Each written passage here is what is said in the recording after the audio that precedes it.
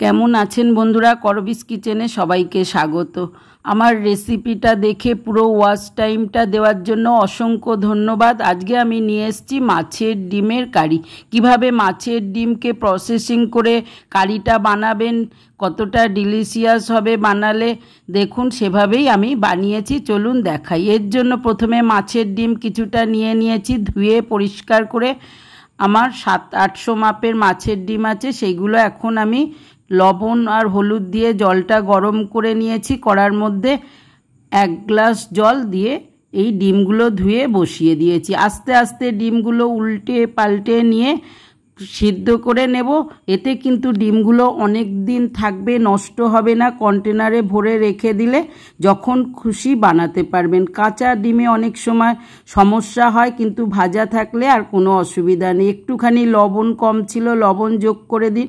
একটু মাঝে মাঝে উল্টো পাল্টা করে এপিট ওপিট করে দিন, আর ছোট ছোট পিস করে দিন, যাতে সবগুলো পুরো ভালোভাবে সেদ্ধ হয়ে যায়। দেখুন নাড়িয়ে চাড়িয়ে পুরো সেদ্ধ হয়ে গেছে। এবার কন্টেনারে ভরে রেখে দিন। ঝুরঝুরে ডিম এইভাবে পেঁয়াজ দিয়ে ভাজা করে খেতে পারেন, টক করে খেতে পারেন, আবার পাকোড়া করে স্ন্যাক্স খেতে পারেন। সেই রকমই কিছুটা ডিম নিয়ে নিয়েছি। এই বড়গুলো কিন্তু আমি তুলে রেখে দেব কন্টেনারে ভরে।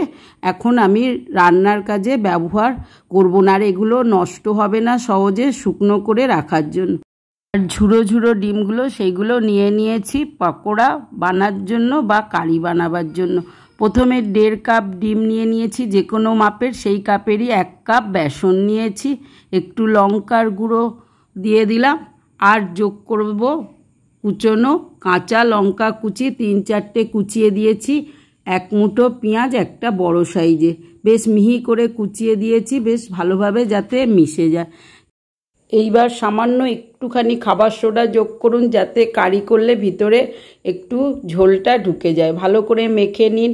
অল্প অল্প করে জল দিয়ে মাখুন, তবে খাবার সোডা দিয়ে বেশিক্ষণ মেখে রাখবেন না, তাহলে কিন্তু পাকোড়া হবে না। লবণটা আর হলুদটা একটু দেখে দেবেন এই মুহূর্তে, কারণ লবণ হলুদ দিয়ে সেদ্ধ করা।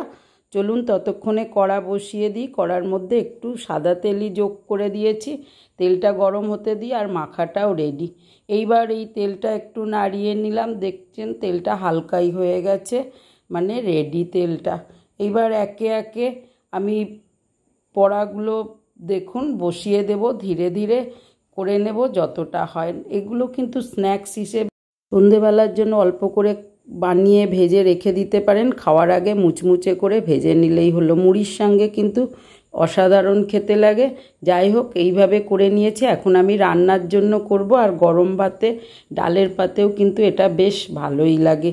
আর কিছুই লাগবে না। মাছের ডিম আমাদের বাড়ির একটি প্রিয় রেসিপি, যা আপনাদের সঙ্গে আমি শেয়ার করছি। দেখুন, মাছ তো অনেকই খাওয়া হলো, মাছ ছেড়ে মাঝে মাঝে মাছের ডিমটা খাওয়াই যেতে পারে টেস্ট বদল করতে।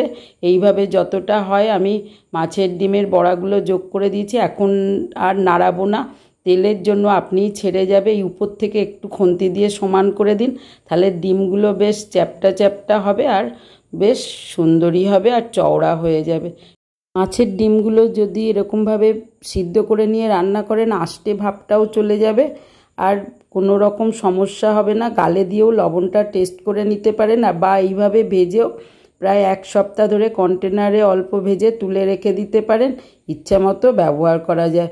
সুতরাং এইভাবে একটু করে নিলেও হয়, অল্প তেলেও কিন্তু এগুলো ভাজা যায়। যাই হোক, আমি ভেজে নিয়েছি। কিছুটা রান্নার কাজে ব্যবহার করব, আর ডালের সঙ্গে খাওয়ার জন্য। দেখুন, কিছুটা বয়েলড আলু নিয়ে নিয়েছি, সেইগুলো দুভাগ করে খোলা ছাড়িয়ে রেডি করে নিয়েছি। তেল গরম যে পাকোড়া বা বড়া ভেজেছি, সেই কড়ার মধ্যেই এখন আমি আলুগুলো যোগ করে দিয়েছি। নাড়িয়ে চাড়িয়ে আলুগুলো একটুখানি ভেজে নেব। ওর মধ্যে লবণ আর একটু হলুদ যোগ করে দেব। এতে বেশ আলুটা কালারটাও বেশ ভালো হবে, মুচমুচে ভাজার জন্য আলুটার টেস্টও ভালো হবে। এবার আলুটা তুলে নিই। আবার কড়ার মধ্যে একটুখানি তেল যোগ করলাম। তেলটা গরম করে নিয়ে ফোড়নের জন্য যোগ করে দিন 1 চামচ জিরে। জিরেগুলো ভাজা ভাজা হয়ে গেলেই যোগ করে দিন একটু শুকনো লঙ্কা 2টো। সেই শুকনো লঙ্কাগুলোও একটু লাল লাল করে ভেজে নিন, স্মেলটা বেরোনো পর্যন্ত অপেক্ষা করুন। এবার দিয়ে দিন রসুনের কুচি। 5টা মতো রসুন আমি কুচিয়ে নিয়েছি। রসুনটা যোগ করে দিলাম। এটাও কিন্তু একটু ভেজে নিতে হবে। মাছের ডিম রান্নার ক্ষেত্রে রসুনের ব্যবহারটা কিন্তু খুবই জরুরি। বড় মাপের পেঁয়াজ একটা আমি বেশ মিহি করে কুচিয়ে নিয়েছি, সেই পেঁয়াজটাও যোগ করে দিলাম। আস্তে আস্তে নাড়িয়ে সমস্ত মশলাগুলো লাল লাল করে ভেজে নিন।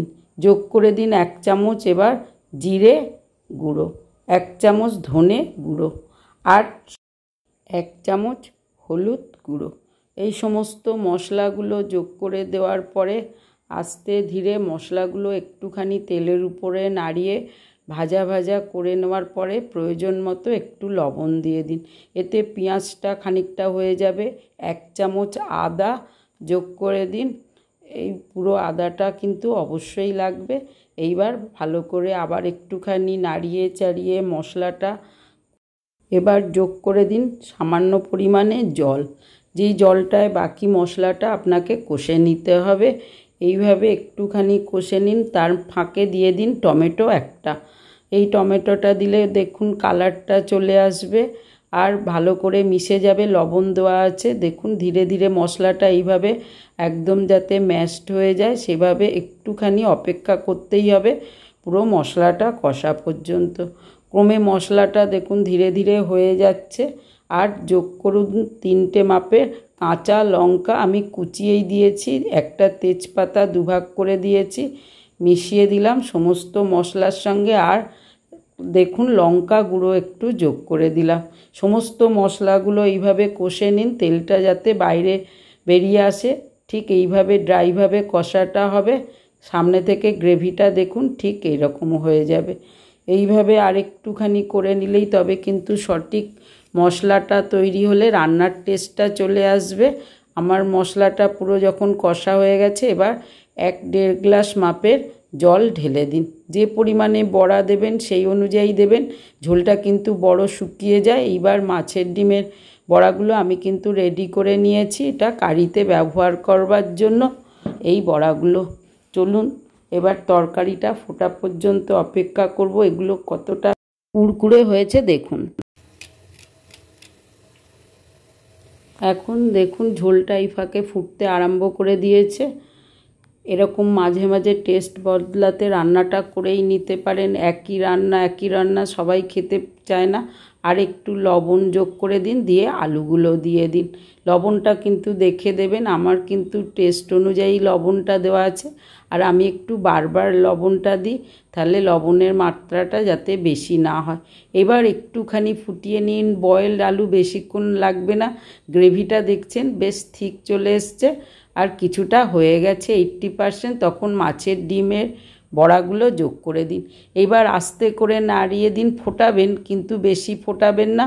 আর খাবার সোডা দেওয়া আছে, এটা কিন্তু সহজেই ভেতর পর্যন্ত ঝোলটা টেনে নেবে। আর বেশ নরম তুলতুলে হলে গালে দিলেই মিলিয়ে যাবে। সামনে থেকে দেখিয়ে দিচ্ছি এরকমভাবে কতটা রান্না কীরকম হয়েছে। প্লিজ আপনারা বানান, তাহলেই আমাকে জানাবেন।